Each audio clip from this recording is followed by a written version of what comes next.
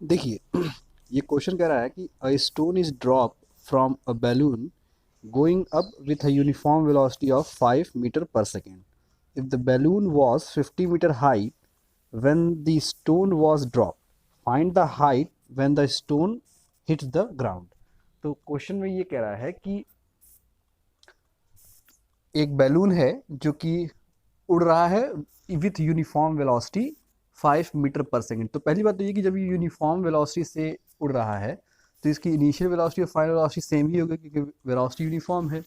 और जब ये बैलून उड़ते उड़ते 50 मीटर हाइट पे जा रहा है तो 50 मीटर हाइट से एक स्टोन जो है वो नीचे फेंका जा रहा है।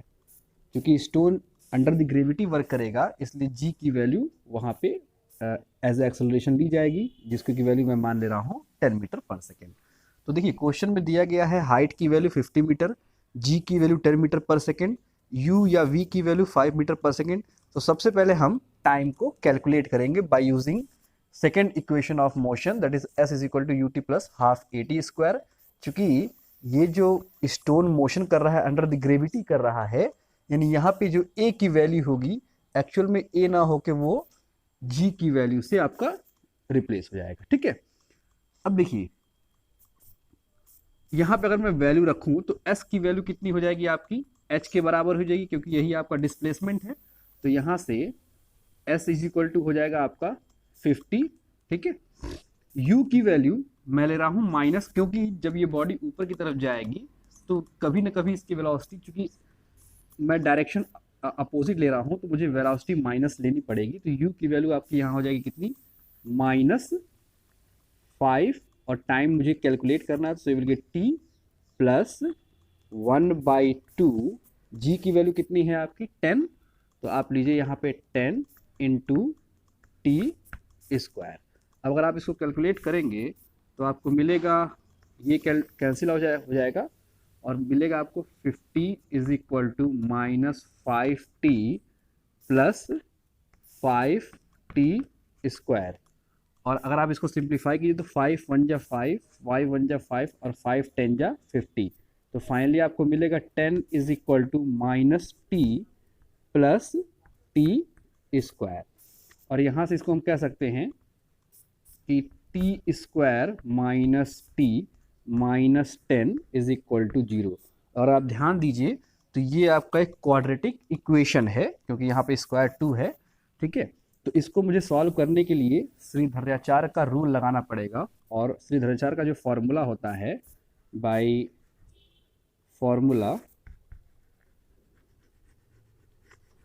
हम ये कह सकते हैं कि -b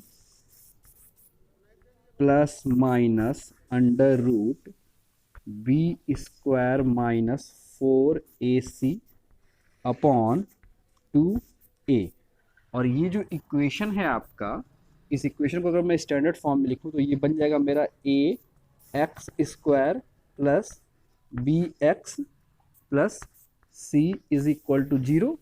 और अगर इस स्टैंडर्ड फॉर्मूले को मैं इससे कंपेयर करूं तो ये मुझे मिल जाएगा क्या चीज़, ए की वैल्यू मुझे मिलेगी 1, बी की वैल्यू मुझे मिलेगी, देखिए बी की वैल्यू यहाँ से कंपेयर करेंगे तो यू विल गेट -1 और सी की वैल्यू यहाँ से कंपेयर करेंगे तो आपको मिलेगा -10।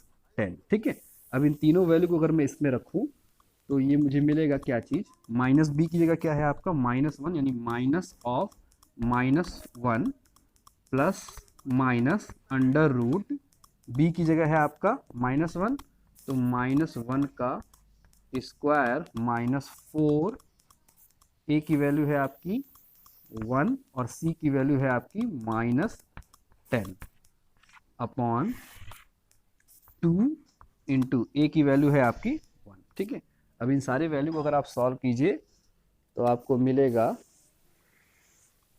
देखिए ये हो जाएगा माइनस माइनस +1 प्लस माइनस, इसको सॉल्व करेंगे तो मिलेगा अंडर रूट -1 का स्क्वायर 1, माइनस और माइनस का मल्टीप्लाई करेंगे तो प्लस और 4 का मल्टीप्लाई करेंगे तो you will get plus 40 upon 2 का 1 से करेंगे तो 2। तो ये कुल मिला के बन जाएगा आपका 1 plus minus under root 41 upon 2। ठीक है, तो अगर आप इस चीज को देखिए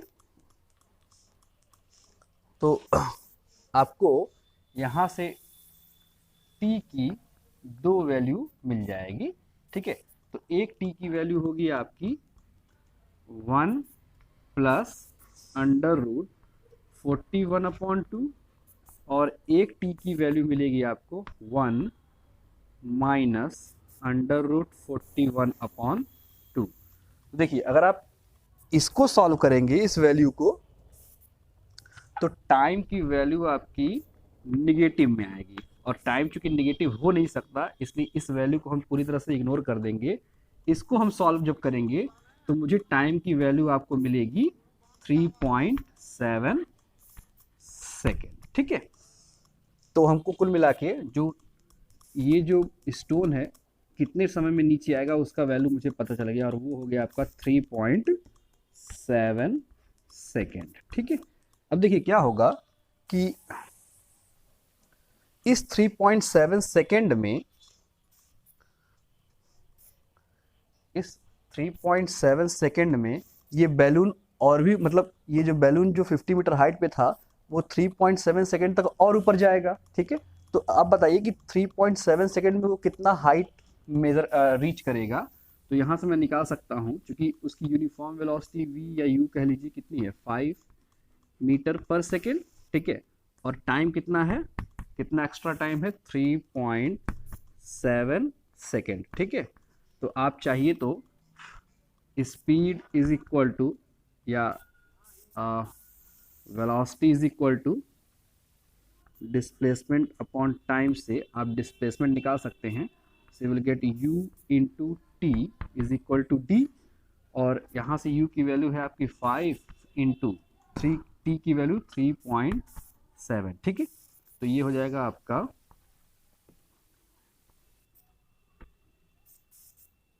18.5 मीटर का। देखिए ये पहले 50 मीटर था, तो 3.7 सेकेंड में ये कितना और ऊपर जाएगा आपका, कुल मिला के 18.5 मीटर और हाइट रीच करेगा। तो ये बताइए टोटल हाइट कितनी हो जाएगी। तो टोटल हाइट जो होगी, टोटल हाइट जो होगी वो कितनी हो जाएगी। देखिए पहले तो 50 मीटर थी, तो 50 मीटर प्लस 18.5 मीटर और, तो कितना हो जाएगा आपका ये टोटल, अगर आप देखें तो 5.8 और 6, तो ये टोटल हाइट हो जाएगी बैलून की जब तक कि ये स्टोन नीचे की तरफ गिरेगा। तो आई होप कि आपको ये चीज़ समझ में आई होगी। अगर कोई डाउट हो तो मुझसे एक बार फिर से पूछ लीजिएगा आप लोग। और इसका जो सेकंड क्वेश्चन है बिल्कुल सेम एज इट इज़ है, आप ट्राई कीजिए। अगर नहीं लगता है तो मुझे बताइएगा, मैं फिर से एक बार उसको भी एक्सप्लेन कर दूंगा।